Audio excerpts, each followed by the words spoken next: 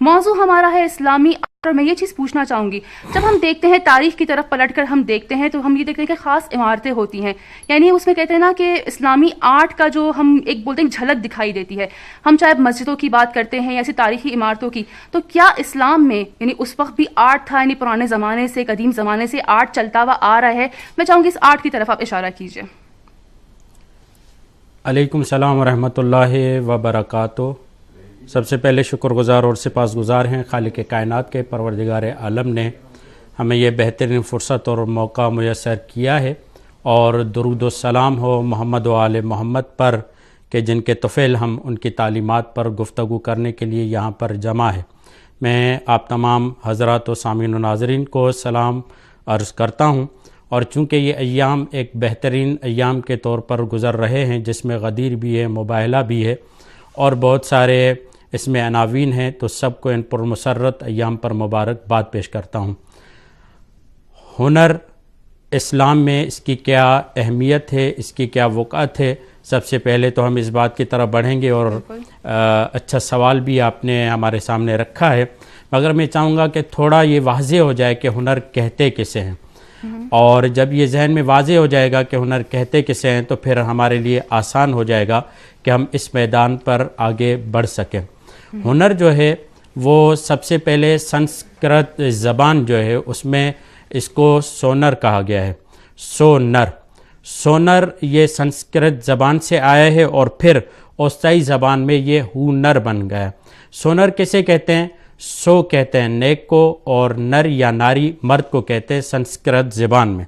یعنی نیک مرد اور نیک خاتون کو سونر کہا گیا۔ پھر اوستائی زبان میں آ کر یہ ہونر بن گیا، پھر یہ ہماری زبان میں، فارسی میں، اردو میں آ کر ہنر بن گیا، یعنی جہاں پر انسان اپنے اندر کے، اپنے نظریے کی، اپنے فکر کی کسی بھی طریقے سے اس کا اظہار کرے اور اس کو لوگوں کے سامنے پیش کرے، شاہکار بنا کر، اور اپنے فکر کی تبلیغ کرے، اسے ہنر کہا جاتا ہے۔ اب آتے ہیں کیونکہ جب ہم ہنر پر بات کرتے ہیں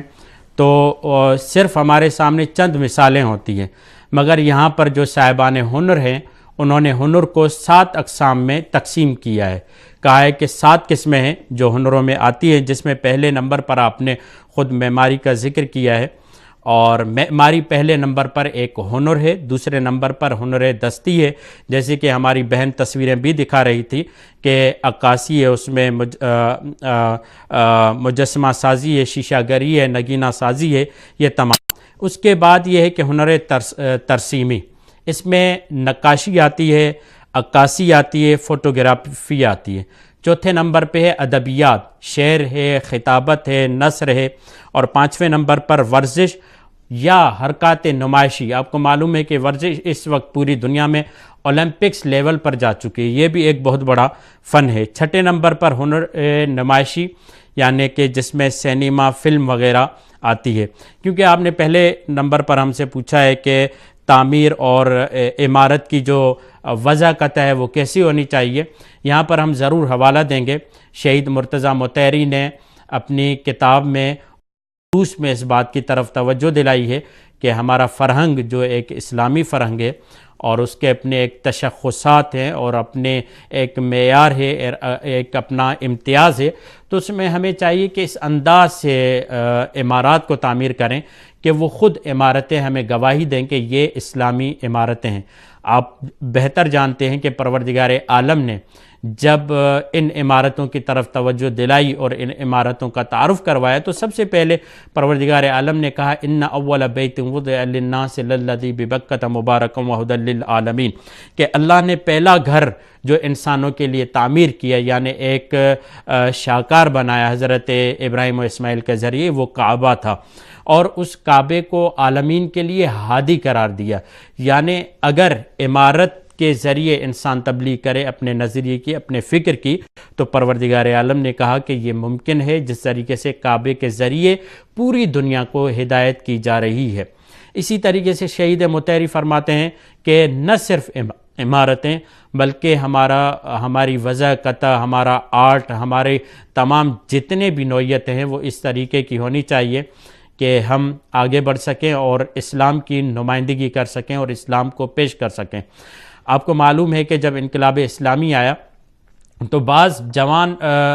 پرتعیش تھے اور جذبات میں جا کر سینما گھروں کو جلانے کی تیاری کر رہے تھے۔ جب امام خمینی کو پتہ چلا کہ بعض جوان جو ہے سینما گھروں کو جلانے کے لیے جا رہے ہیں تو امام خمینی نے کہا کہ جلدی کرو، انہیں روکو اور انہیں بتاؤ کہ ہم سینماؤں کو ختم کرنے نہیں آئے بلکہ ہم انہیں تبدیل کرنے آئے، ہم انہیں اسلامی بنانے آئے ہیں۔ ہنر کی اسلام نے بہت زیادہ قدر کی ہے اور قرآن نے کئی جگہوں پر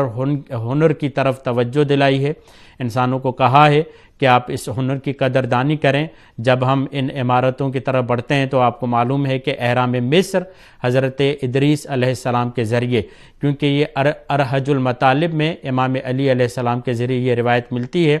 کہ بعض لوگوں نے آ کر مصر سے بتایا کہ 2 احرام بنے ہوئے ہیں اور اس کے ساتھ اور بھی احرام بنے ہوئے ہیں، تو وہاں پر مولا علی نے حساب کر کے بتایا تھا کہ یہ احرام حضرت ادریس نے بنائے ہیں۔ اور یوں حضرت علی علیہ السلام بتانا یہ چاہتے ہیں کہ انبیاء خدا کس انداز سے یعنی تعمیر گری کی طرف متوجہ ہوا کرتے تھے۔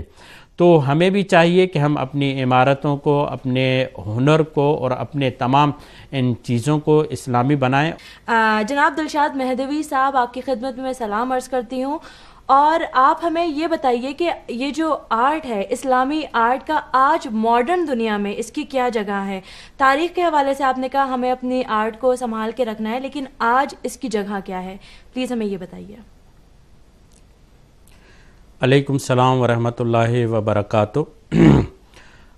شکر گزار اور سپاس گزار ہوں کہ آپ نے سیر ٹی وی میں ہمیں اپنی آرائز پیش کرنے کے لیے یہاں پر بلایا ہے۔ معلوم ہونا چاہیے کہ پروردگار عالم نے قرآن مجید میں ارشاد فرمایا ہے ان اللہ جمیل و یحب الجمال، کہ پروردگار جمیل ہے اور جمال کو پسند کرتا ہے۔ آج اگر آپ یہ سوال کرتی ہیں کہ آج کے دور میں اسلامی آرٹ کی کیا اہمیت ہے، کیا جگہ ہے، تو یہ ہر ایک انسان جانتا ہے کہ اسلامی اسکالرس بالاخص ایران نے تو خصوصی طور پر اسلامی آرٹ کو منوایا ہے اور پوری دنیا نے مانا ہے کہ ہاں اسلامی آرٹ کی ایک اہمیت ہے، اسلامی آرٹ کی ایک ویلیو ہے، اسلامی آرٹ کی ایک جگہ ہے۔ اور پھر ہمیں بار بار اسلام نے اس بات کی طرف توجہ دلائی کہ جدید تقاضوں کے مطابق آرٹ کو پیش کیا جائے۔ آپ اگر دیکھیں کہ ورزش کے میدان میں اسلام نے کسی بھی طور پر اس کو منع نہیں کیا۔ سینما کے حوالے سے آپ دیکھتے ہیں کہ سینما بھی ایک فن ہے، اور اس کو جیسا کہ ہم نے آپ کے سامنے بیان کیا کہ سینما گھروں کو بدلنا ہے، اور امام خمینی نے یہ بیان کیا، اور پھر رہبر معظم بھی بار بار جب ہنرمندوں سے گفتگو کرتے ہیں تو یہ کہتے ہیں، اور خصوصاً حوزے سے یہ کہتے ہیں کہ ہم سے معاشرہ جو ہے وہ بہت سارے مطالبات رکھتا ہے، جس میں سے ایک مطالبہ یہ ہے کہ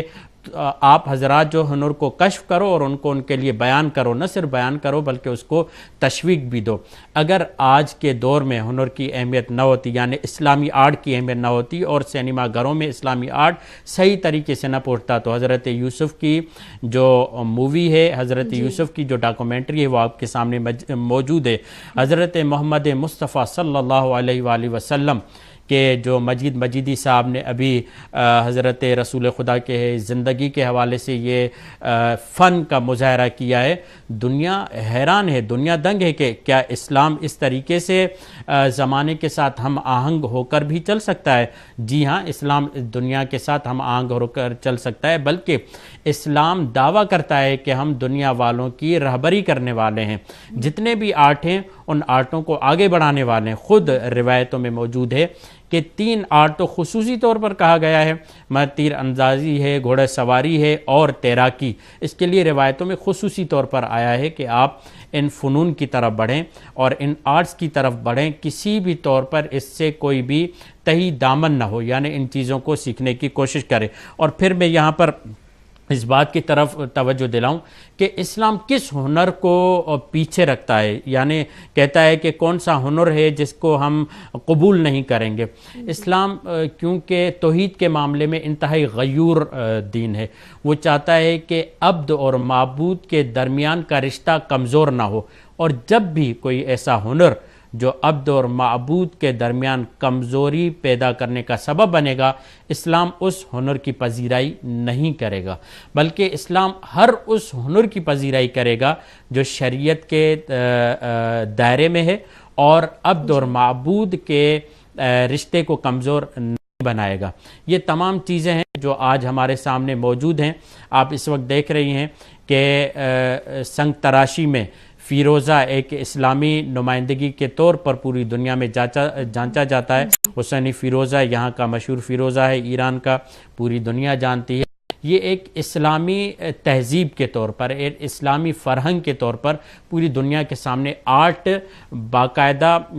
دنیا مان چکی ہے کہ اسلام کے پاس آرٹ ہے، اور وہ اسلام جو ہے آرٹ کی قدر بھی کرتا ہے، اور مسلمانوں نے منوایا بھی ہے کہ کس طریقے سے ہم آرٹ کی دنیا میں آگے بڑھ سکتے ہیں اور کس طریقے سے آرٹ کے ذریعے سے ہم اپنی تبلیغ کر سکتے ہیں۔ آپ نے ابھی دیکھا ہے کہ من کنت مولا فاز علی مولا، جو یہ عبارت لکھی ہوئی تھی، یہ عبارت ہمیں بتاتی ہے کہ اگر کوئی ایک جمالیات کا ذوق رکھنے والا ہے تو وہ ذوق جمال کے ذریعے تحریر میں بھی جمال دیکھے گا، عمارت میں بھی جمال دیکھے گا، سینما میں بھی جمال دیکھے گا، مگر شرط یہ ہے کہ ہم تبلیغ اسلام کریں۔ یہ تمام چیزیں جب ہمارے سامنے موجود ہوں گی تو انشاءاللہ اسلام کی تبلیغ کا ذریعہ بنے گا انشاءاللہ۔ انشاءاللہ بالکل ایسا ہی ہے۔ بہت بہت شکریہ، آپ نے بہت ہی اچھی طرح سے ہمارے لیے وضاحت کی، اسلامی آرٹ کی خصوصیت بتائی، اور اسلام نہیں روکتا ہے ہنر سے۔ بہت اچھی چیز کی طرف آپ نے اشارہ کیا کہ ہمیں ہنر سے نہیں روکا گیا، آپ ہنر کو صحیح